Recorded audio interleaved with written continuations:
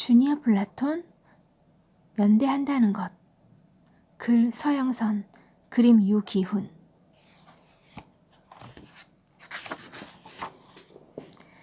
가난한 나라의 아이들을 도와요. 커피콩을 따는 아이들. 마리아는 엄마가 재우쳐 부르는 소리에 간신히 눈을 떴어요. 창밖으로 붉은 불덩어리가 막 떠오르고 있는 게 보였어요. 아마도 5시 30분일 거예요. 시계보다 더 정확한 엄마는 이 시간이면 어김없이 마리아를 깨우거든요. 좀 더 누워 있다가는 엄마의 매서운 손길을 피할 수 없겠지만 오늘은 몸이 무겁고 머리가 깨질 듯 아팠어요. 딱 10분만 더 잤으면 좋겠어. 너무 졸려. 엄마의 재촉을 들으면서도 어느새 까무룩 잠이 들었나 봐요. 등짝을 마구 때리는 엄마의 매운 손길에 마리아는 무거운 몸을 일으키면서 왠지 눈물이 핑 돌았지요. 올해 11살인 마리아는 이 집의 맏딸이에요. 한창 학교에 다닐 나이지만 마을의 다른 집 아이들과 마찬가지로 학교에 가는 날을 손에 꼽을 정도예요. 그 대신 매일매일 커피 농장으로 출근하지요. 엄마를 도와 아침 준비를 하고 그날 먹을 점심 도시락을 싸고 동생들을 씻기는 것은 아침마다 마리아가 해야 할 몫이에요. 아무리 몸이 아파도 쓰러지지 않는 한 농장에 가는 것은 하루 3끼 밥 먹는 것보다 더 당연한 일이지요. 바로 밑에 8살짜리 동생 호나두도, 7살 제니도, 5살 조나단도, 심지어 젖먹이 동생 제라드도 모두 함께 커피 농장에 가요. 그러면 집에는 아빠인 호난 씨만 혼자 병석에 누워있을 뿐이에요. 모두 잠이 덜 깬 눈으로 보잘것없는 이른 아침을 먹고 엄마를 따라 집을 나섰어요. 마리아는 늘 하던 대로 젖먹이 동생 제라드를 업었어요. 커피 농장이 있는 산골짜기는 쟁걸음으로 1시간 거리라서 7시까지 도착하려면 부지런히 발을 놀려야 해요. 오늘은 집을 막 나서려는 아참에 응가를 한 제라드 때문에 출발 시간이 다소 늦었어요. 지각하면 일당이 깎이기 때문에 어떻게 해서라도 시간을 맞추려는 엄마는 아무 말도 없이 앞장서서 걸었어요. 먼지가 뿌옇게 있는 비포장도로 접어들자 마리아네와 마찬가지로 커피 농장으로 향하는 가족들 모습이 보였어요. 마리아의 학교 친구인 유리아가 커다란 바구니를 들고 바쁜 걸음을 놀리고 있었어요. 마리아는 반갑게 인사를 건넸어요. 유리아가 알아보고는 반갑게 웃으면서 제잘거렸지요. 괴테말라의 11월은 커피 열매를 따는 시기. 마리아 키를 조금 넘는 커피 나무에는 빨갛게 익은 열매가 촘촘히 매달려 있었어요. 빽빽하게 엉겨있는 나뭇가지 사이에 매달린 커피 열매를 따는 데는 아이들 손이 가장 좋은 도구였어요. 단단하게 익은 커피 열매를 하나하나 손으로 따는 마리아의 손은 붉게 물들다 못해 검게 변해 있었지요. 어느새 손은 텄다가 아문 사이 없이 또 텄다가 갈라지고 물집이 잡히고 이제는 굳은 살이 앉았어요. 10월 중순 방학을 한 뒤에는 엄마 손에 이끌려 농장에 나오는 아이들의 수가 많이 늘었어요. 아주 가끔 학교에 가는 마리아는 사실 글자도 제대로 못 읽지만 별로 부끄럽지 않아요. 같이 초등학교에 다니는 애들 가운데 글을 제대로 읽고 쓰는 아이는 몇 안 되거든요. 사실 커피 열매를 따는데 글자가 무슨 필요가 있겠어요. 한 개라도 더 따서 우리 가족이 굶지 않는 게 더 중요하지요. 마리아는 잽싼 몸놀림으로 나뭇가지 사이를 옮겨 다니며 썩지 않은 커피 열매를 훑어 바구니에 담느라 정신이 없었어요. 호나두는 커피 열매를 포대기에 꽉 채워 어깨에 메고 무게를 재러 가느라 종전걸음을 쳤어요. 낮 1시, 점심시간을 알리는 나팔 소리가 들렸어요. 마리아는 엄마를 대신해 길바닥에 모닥불을 피우고 익숙한 솜씨로 토르티아를 굽기 시작했어요. 젖먹이 동생을 빼곤 모두 토르티아를 맛있게 먹고 다시 일터로 돌아갔어요. 이젠 커피 열매를 분류하는 작업을 해야 해요. 미국의 커피 대기업에 팔리는 가장 잘 익은 상품과 과테말라 사람들이 먹는 하품을 구분하는 것이지요. 오늘 마리아 가족이 딴 분량은 자루로 2포대 15파운드 정도 되는 무게였어요. 이 정도면 $7를 벌어요. 아빠가 있을 땐 더 많은 일을 할 수 있었지만 이것이 마리아네 5사람이 할 수 있는 최고 분량이에요. 마리아는 저녁을 할 땔감나무를 머리에 이고 집으로 향했어요. 젖먹이 동생은 엄마가 대신 업었어요. 고단한 하루 일이 드디어 끝났어요. 어느새 해는 뉘엿뉘엿 지고 있었지요. 학교 대신 농장에 가는 아이들. 아프리카나 중남미의 많은 어린이는 하루 10시간 이상 일을 하며 살아요. 그러나 그렇게 일해도 손에 들어오는 돈은 정말 적어요. 고사리 같은 손으로 커피콩을 따는 마리아도 그런 아이 가운데 하나예요. 온 가족이 매달려 일을 해도 근근히 먹고 살 정도로 가난하고 힘들기 때문에 공부는 꿈도 못 꿔요. 이런 나라들이 가난한 이유는 나라 안팎의 크고 작은 전쟁을 겪었기 때문이에요. 전쟁으로 모든 것을 잃은 사람들은 농장이나 공장에서 얼마 되지 않는 돈을 받고 힘들게 일해야 하지요. 공정무역이 뭘까요? 마리아 가족이 모두 매달려 온종일 힘들게 일하고도 가난한 건 일한 만큼 충분히 돈을 받지 못하기 때문이에요. 그런데 그 까닭은 뭘까요? 공장이나 농장에서 만들어진 것은 대부분 다른 잘 사는 나라로 팔리는데 잘 사는 나라의 회사에서는 싼 값에 질 좋은 물건을 갖기를 바라지요. 그래서 공장 주인이나 농장 주인은 헐값으로 사람을 써서 자기가 더 많은 이익을 챙기려고 해요. 어린이들을 10시간 넘게 부리면서도 주는 돈은 쥐꼴이라는 걸 알게 된 사람들은 이렇게 결심을 했어요. 조금은 비싼 값에 물건을 사더라도 그곳에서 일하는 사람들이 조금이라도 더 많은 대가를 가져가게 하자는 거지요. 이런 것이 공정무역이에요. 같이 잘 사는 사회를 만들어요. 우리나라에서 팔리는 커피값은 매우 비싸지만 사실은 괴테말라나 브라질 등 중남미를 비롯해서 아프리카, 동남아시아 등의 개발도상국에서 싼 값에 수출한 거예요. 수입한 나라들은 소비자들에게 비싸게 팔아 큰 이익을 남기고 있지요. 커피를 수출하는 농장들은 싼 값에 수출하는 만큼 가난한 사람들에게는 헐값을 줘가며 일을 시키지요. 이게 무슨 문제냐고요? 나 혼자 잘 사는 사회가 아니라 같이 잘 사는 사회가 되어야 지금 벌어지는 세계의 전쟁, 환경 오염 등의 문제가 없어진다고 생각하는 사람들도 있어요. 이렇게 이웃나라 가난한 사람들을 생각하는 마음을 가진다면 전 세계가 서로 돕고 사는 지구촌이 될 수 있을 거예요. 함께 모여 어려운 이웃을 도와요. 무지개 가게. 연희는 엄마 손을 꼭 붙잡고 무지개 가게 안으로 들어갔어요. 가게 안에는 장난감부터 책, 색색의 옷들이 가지런히 정리돼 있었어요. 오늘은 요즘 부쩍 자라 맞는 옷이 없는 연희 옷을 사려고 들른 거예요.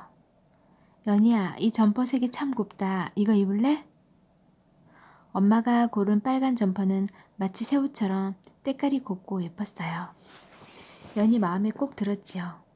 엄마의 주머니 사정이 염려되어 연희는 얼른 가격표를 곁눈질로 보았어요. 7,000원. 어머나 세상에. 가을 점퍼값이 이렇게 싸다니요. 곧 연희 얼굴이 환해졌어요. 엄마는 깔끔하게 꾸며놓은 매장 이곳저곳을 돌며 여러 가지 옷을 골랐어요. 빨간 점퍼, 노란 스웨터, 면 티셔츠 3벌, 청바지, 면바지가 연희의 것이 되었어요. 이 정도면 이번 가을을 날 수 있겠지?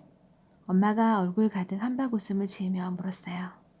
연희는 그 말에 고개를 끄덕이며 이렇게 생각했어요.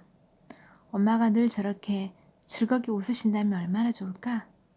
얼마 전 다리를 다친 뒤 엄마 얼굴은 늘 어두웠어요.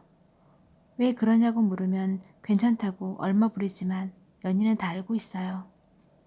아빠가 돌아가신 뒤 집안 형편이 넉넉지 않다는 것. 엄마가 벌어서 먹고 사는데 한동안 공장에 나가지 못해 생활 형편이 쪼들린다는 걸요. 연희는 엄마가 마음 아파하실까봐 모르는 척, 밝은 척하고 지내지만 사실은 다 알아요. 하지만 엄마는 모를걸요? 엄마는 연희가 아직도 어린아이인 줄만 알거든요. 사실 어른들은 다 그래요. 그래서 이웃들이 엄마에게 걱정하며 묻는 것도 염려 섞인 말을 건네는 것도 다 알거든요. 모두 4만 원입니다. 봉투에 넣어드릴까요? 이렇게 여러 벌을 샀는데도 4만 원이라니 얼마나 가벼운 가격인가요? 엄마는 지갑에서 빳빳한 지폐 4장을 꺼내 옷값을 냈어요. 연희는 가슴을 쓸어내렸어요. 엄마가 옷을 사러 가자며 집을 나설 때부터 마음이 무거웠거든요. 요새 공장에도 못 나가는데 옷을 사러 가는 건 말도 안 된다고 생각했었어요. 새 옷은 아니지만 입을 만한 옷이니까 깨끗하게 입으렴. 엄마가 새 옷도 한 벌 제대로 못 사주고 우리 언니에게 너무 미안하구나. 이렇게 말하면서 엄마는 하늘만 쳐다보았어요. 그런 엄마의 눈시울이 붉어진 것을 연희는 놓치지 않았어요.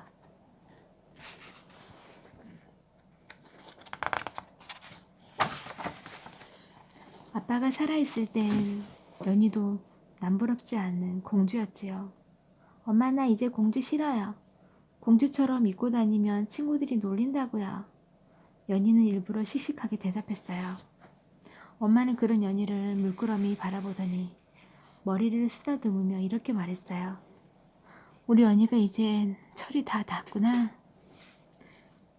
그래 가난한 건 불편한 거지 부끄러운 일이 아니란다. 연희가 밝고 씩씩하게 자라주어서 엄만 정말 고마워. 연희는 엄마 손을 꼭 쥐었어요. 엄마가 이렇게 제 곁에 있어서 얼마나 좋은데요. 새 옷이나 멋진 장난감 따윈 필요 없어요. 엄마만 건강하게 오래오래 있어주면 돼. 엄마와 연희는 서로 마주보고 활짝 웃었어요. 6개월 전 돌아가신 아빠 생각이 나서 눈물이 핑 돌긴 했지만요. 그때 차에서 커다란 박스 여러 개를 내리는 아주머니 모습이 보였어요. 두 사람은 누가 먼저랄 것도 없이 다가가서 짐 옮기는 것을 도왔지요. 아유, 짐이 아주 많네요. 이게 다 뭐예요? 궁금했는데 엄마가 이렇게 물었어요. 아, 네. 안 쓰는 물건이랑 옷가지랑 정리해서 가지고 오는 길이에요. 부끄럽게도 제가 사드리기를 잘해서 이렇게 짐이 많아졌네요. 전 이제 안 쓰는 물건이니까 깨끗하게 썼으니까 필요한 사람들이 가져가서 도움이 됐으면 좋겠네요. 아주머니가 말했어요. 아껴 쓰고 나눠 쓰면 형님 좋고 아우 좋잖아요. 여기저기서 저도 여기서 애들 장난감이면 옷 좀 보고 가려고요. 쓸만한 물건을 더 비싼 값 주고 살 필요는 없으니까요. 안 그래요? 호호호호. 무지개 가게가 실제 있어요. 2002년 아름다운 재단이라는 시민단체가 만든 아름다운 가게라는 곳이 있어요. 우리나라에서는 처음으로 재활용품을 팔기 시작한 가게지요. 헌옷과 책, 가방, 신발, 주방용품 등 중고 물품을 기증받아서 자원봉사자가 손질해 가게에 내놓아 팔아요. 물건 판 돈은 불우한 이웃을 돕는 데 쓰거나 가난한 나라의 아이들이 더 많은 돈을 받고 일할 수 있게 돕고 있어요. 큰돈 들이지 않고도 재활용에 쓰고 나눔을 실천할 수 있다는 교훈을 보여주는 가게예요. 또 다른 무지개 가게가 있어요. 2002년 설립된 사회연대은행은 가난한 사람들이 가게를 꾸려 나갈 수 있게 돈을 빌려주는 곳이에요. 일반 은행에서는 돈을 빌리기 어려운 사람들에게 돈을 빌려주는 사회 자체예요. 사회연대은행은 주머니 사정이 비교적 넉넉한 사람들이 돈과 힘을 합쳐 가난한 이웃을 돕자는 생각으로 시작되었어요. 생계가 막막해 생활하기가 힘들었던 사람들이 이 은행에서 빌린 돈으로 가게를 차려 이젠 남부럽지 않게 살게 됐어요. 여기서 돈을 구워 만든 가게에는 무지개 가게라는 별명이 붙여요. 지금 우리나라에서는 1000여 개의 무지개 가게가 있어요. 도움을 도움으로 갚는 아름다운 사람들. 몇 년 전 한 텔레비전 프로그램에 나온 주꾸미 가게 사장인 김청욱 아주머니는 사회연대은행의 도움으로 일하는 사람이에요. 남편이 갑작스럽게 세상을 떠난 뒤 10여 년 동안 홀로 어떻게 새 아이를 키우다 아주머니 생활은 너무도 힘들었어요. 그러던 중 2008년 사회연대은행의 도움으로 인천에 쭈꾸미 가게를 열었는데 바지런한 데다가 음식 솜씨까지 좋은서인지 장사가 잘 됐어요. 쭈꾸미 프랜차이즈 가게 2호, 3호점을 낼 만큼 인기가 끌었어요.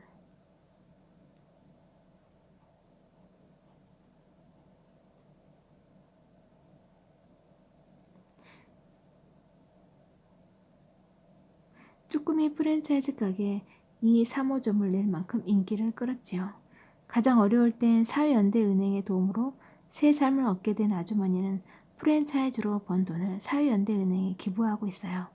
도움으로 갚는 아름다운 사람의 모습이지요. 연대의 힘으로 지구를 살려요. 아픈 지구를 구출하라. 회의 도중에 흔치 않은 일이겠지만 여기 모인 여러 나라의 대표께서 분명 들을 필요가 있을 것이라 생각해서 이 같은 자리를 마련했습니다. 아픈 지구를 구출하는 모임의 어린이 대표인 세라코이즈의 연설을 듣고 회의를 계속하겠습니다. 사유자인 가브리엘 제이크스가 갑자기 회의를 중단하더니 이렇게 말했어요. 그 순간 문이 열리고 한 소녀가 연단을 향해 또박또박 걸어 나왔습니다. 세라코이즈였어요. 불끈진 세라의 손은 가늘게 떨렸지만 각국 대표들은 마주보고선 표정은 당당했어요.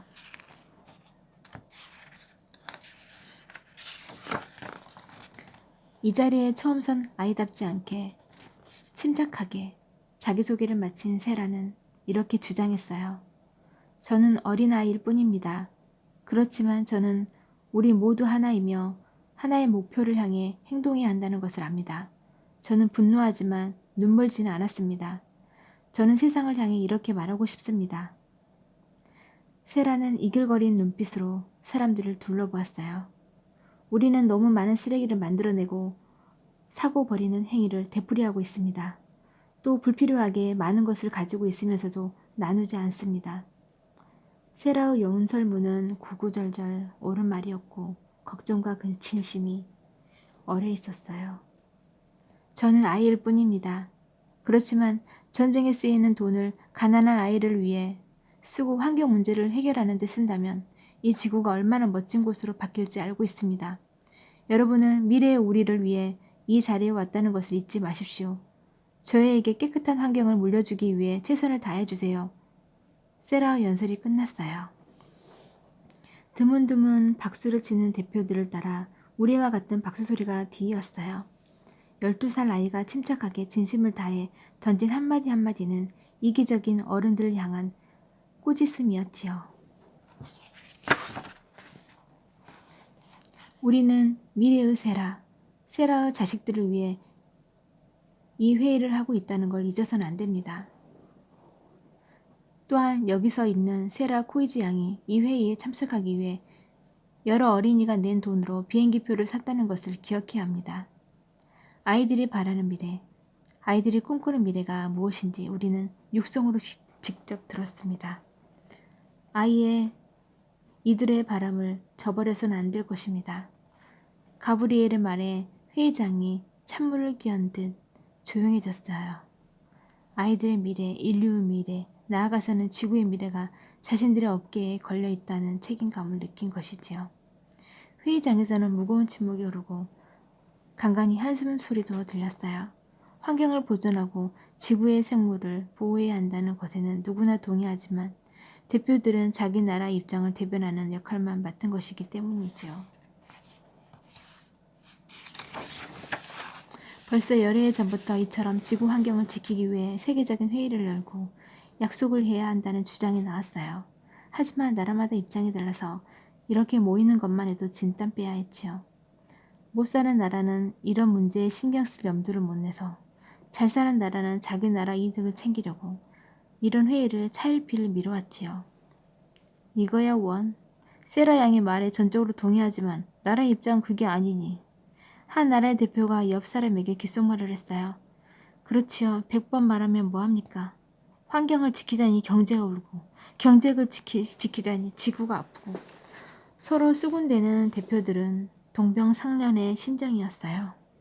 여러 나라의 대표들과 시민단체 대표들의 연설이 끝나자 가브리엘이 다시 연단에 올랐어요. 오늘 우리는 지구의 미래를 책임지는 막중한 임무를 띠고 이 자리에 모였습니다. 자기 나라의 이해 득실만을 따진다면 지구에는 내일이 안 올지도 모릅니다. 오늘 배부르게 먹으면 어떠하겠습니까? 내일 살 곳이 없어지면 돈도 힘도 권력도 아무것도 아닙니다. 특히 힘이 있는 나라가 모범을 보여야 합니다.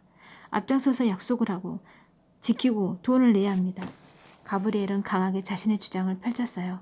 그러나 각 나라 대표들은 난감한 표정을 지을 뿐이었지요.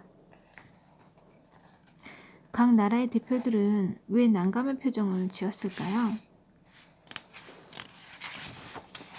곧 누가 옳으니 그르니를 놓고 끝도 없는 신경전이 벌어졌어요. 자기 나라 이득을 포기하지 않고 버티는 몇몇 강대국의 모습도 보였어요. 결국 마라톤 회의 끝에 여러 가지가 협의되었어요. 그러면 또 세세한 얘기는 다음 회의로 미뤄졌어요. 결국 지구를 살리기 위해 온 세계가 힘을 모으고 연대하자는 12살 소녀의 외침은 각 나라의 이해와 견제 속에서 길을 잃고 말았지요. 지구온난화 방지 약속을 했어요. 1992년 브라질 리우데자네이루에서 열린 국제회의인 리우회의에는 전 세계 185개 나라 정부 대표단이 모였어요. 이 회의는 지구 환경 보전 문제를 논의하려고 열린 것이었지요. 회의에 참석한 나라들은 지구 환경 보호를 위해 노력을 할 것을 약속하고 지구온난화 방지 협약, 생물종 다양한 보전 협약 등 여러 가지 협약을 맺었어요. 이 같은 효과를 남겼음에도 몇몇 협약은 세계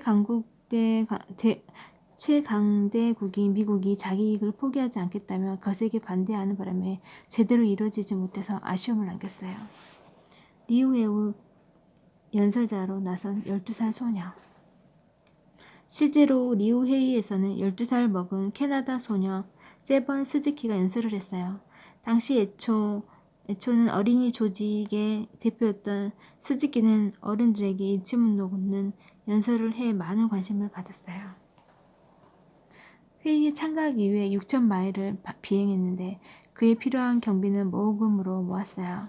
어른들에게 미래의 주인인 아이들을 위해 살아가는 방식을 바꾸어 달라는 말을 하기 위해서였지요. 전쟁에 드는 돈을 환경 문제를 사용하는 데 그리고 가난한 사람들을 돕는 데 쓴다면 미래가 바뀔 것이라고 똑부러지게 연설을 한 겁니다. 세계 어린이 환경회의도 열려.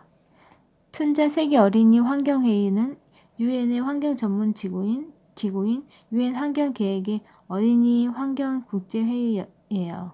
환경단체나 학교에서 활발하게 환경운동을 해온 전 세계 아이들이 한데 모여 자신들의 경험을 이야기하고 나중에 어떻게 일할 것인지 생각해 보는 것이랍니다. 처음 열려 한 해에 걸려 한 번씩 열리고 있어요. 2010년에는 우리나라에서 이 회의가 열리기도 했죠. 관심 있는 친구들은 아래 홈페이지로 들어가 보세요. 어린이들도 뭉치면 힘이 세요. 잔소리 없는 날. 소중이는 자고 나니 스타가 돼 있더라 는 말을 오늘 실감했어요. 희망초등학교 4학년 3반 15번 이소중. 이름을 모르는 사람은 대한민국에서도 간첩이라고 불릴 정도였지요. 학교에 가면 소중이와 친하게 지내려는 친구들이 몰려들었어요. 인터넷에서, 신문에서, 잡지에서, 라디오와 텔레비전에서 소중이는 모르면 안 될 이 시대의 아이콘이 되어 있었어요. 공부를 별로 좋아하지 않는 대신 엉뚱한 것을 좋아하는 소중이는 친구들과 이런 이야기를 나누고 있었어요.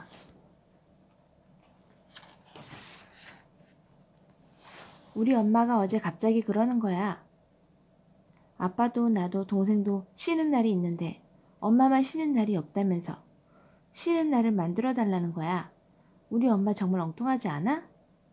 그 말을 듣고 소중이는 갑자기 다른 생각이 떠올랐어요. 엄마도 쉬는 날을 만들어주면 되지. 그럼 너도 엄마한테 너만의 날을 만들어 달라고 해봐. 나만의 날? 그게 뭔데? 너가 제일 싫은 게 뭔데? 나? 학원 가는 거. 게임 못하는 거. 게임 못하게 하는 거. 잔소리 듣는 거. 아이들은 저마다 가장 하기 싫어하는 것을 이야기했어요. 엄마에게도 쉬는 날을 주고 너도 너만의 날을 갖게 해달라고 그래. 소중이의 결론은 명쾌했어요. 친구들과 헤어져서 집에 돌아온 소중이는 이걸 UCC로 만들어 올리자는 엉뚱한 생각을 한 거예요.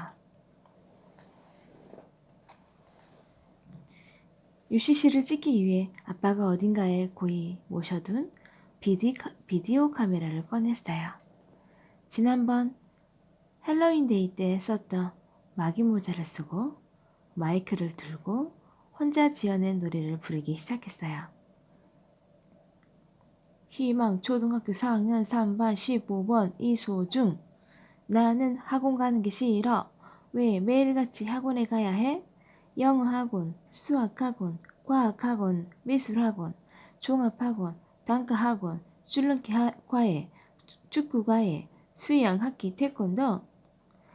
아침부터 저녁까지 엄마들은 말하지 나를 위해 다니는 거라고. 하지만 나는 싫어. 학원이 싫어. 공부가 싫어. 하루라도 학원에 안 갔으면 좋겠어. 수요일은 학원 안 가는 날이요. 예. 따라 해봐요. 수요일은 학원 안 가는 날. 소중이는 학원 안 가는 날이란 제목으로 UCC를 인터넷에 올렸어요. 반응이 좋아 연달아 2탄, 3탄을 만들어 올렸어요. 2탄은 잔소리 없는 날이었고 3탄은 게임하는 날이었어요. 특히 초등학생들이 폭발적인 반응을 얻었고 점차 유명해져 하루에도 수십만 명이 보는 UCC가 되었어요. 어느 날 텔레비전 토론 프로그램에서 소중이를 패널로 초대했어요. 아이들의 권리라는 주제였지요. 소중이는 여러 친구의 이야기며 블로그에 올라온 의견을 모두 읽고 토론 프로그램에 나갔어요.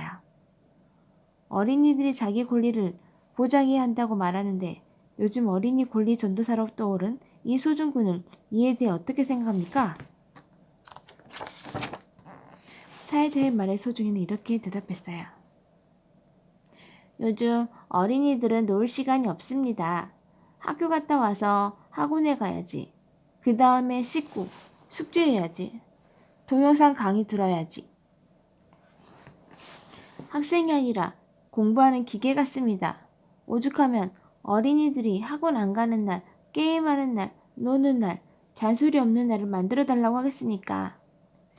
엄마 아빠도 저희 같은 일정표대로 딱 한 주만 보내보면 어떨까요? 직접 겪으면 사랑하는 자식들을 이렇게 내몰리지 않을 것이라고 생각합니다. 프로그램 방청객으로 나온 어린이들이 환호성을 지르며 박수쳤어요.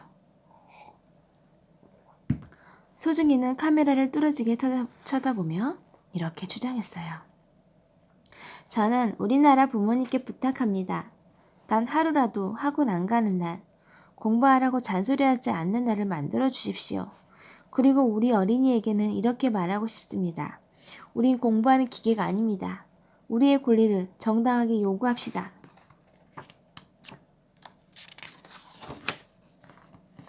이렇게 해서 소중이 부모님은 여론에 밀려 소중이에게 잔소리 없는 날을 만들어 주었어요.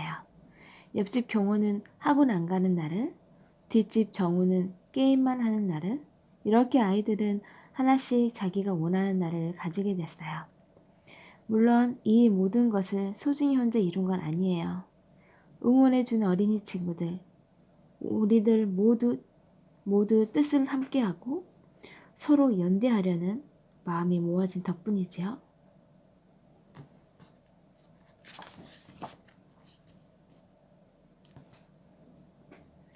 판문점에 나무숲을 만들어주세요. 어린이 나무 심기 운동으로 유명한 미국의 어린이 환경운동가 조너선 리는 지난 2010년 북한을 방문했어요. 조너선 리는 과일나무와 밤나무가 심어져 있고 아이들이 뛰어놀 수 있는 판문점 어린이 평화숲을 만들어달라고 북한 사람들에게 부탁했어요. 이미 미국과 한국, 중국의 대통령에게 같은 부탁을 했지요. 과연 존노선 리의 바람이 받아들여질까요? 비록 남북한 사이의 긴장이 팽팽한 곳이기는 하지만 그곳이 어린이들이 마음껏 뛰어놀 수 있는 평화숲이 된다면 얼마나 좋을까요? 수백 명 어린이들이 벌인 평화운동. 전쟁이나 내전이 벌어지면 가장 큰 희생을 당하는 건 어린이들이지요. 1996년 오랜 내전으로 폭력이 끊이지 않던 콜롬비아에서 어린이들이 제발 단 하루만이라도 폭력을 멈춰달라고 호소하는 편지를 보냈지요. 어린이들이 부탁한 날짜인 그해 10월 25일, 하루 동안 콜롬비아 어디에서도 총소리가 들리지 않았고 사람들은 모처럼의 평화를 가슴 깊이 느낄 수 있었다고 해요. 그때부터 콜롬비아에는 평화를 위한 어린이 운동이란 단체가 생겼고 어린이 노벨상이라 불리는 스웨덴의 어린이 인권을 위한 세계 어린이상 재단으로부터 명예상을 받기도 했답니다. 초등학생도 집회를 할 권리가 있어요. 2010년 국가인권위원회에는 초등학생도 집회할 권리가 있다는 판결을 내렸어요. 이것은 2008년 서울의 한 초등학교에서 벌어진 일을 판단해달라는 요청에 따른 것이었죠. 한 학교의 교사 한 명이 서울시 교육청으로부터 해임되자 일부 어린이가 수업 시간 전에 교문 앞에서 선생님을 빼앗지 말아주세요 라며 시위를 했는데 어른들이 피켓을 빼앗는 등 방해를 한 거예요. 국가인권위원회는 어린이들의 집회를 방해하는 것은 옳지 않다며 학생들의 손을 들어주었지요. 어린이들에게도 의사표현의 자유와 집회의 자유를 보장한다는 것이지요.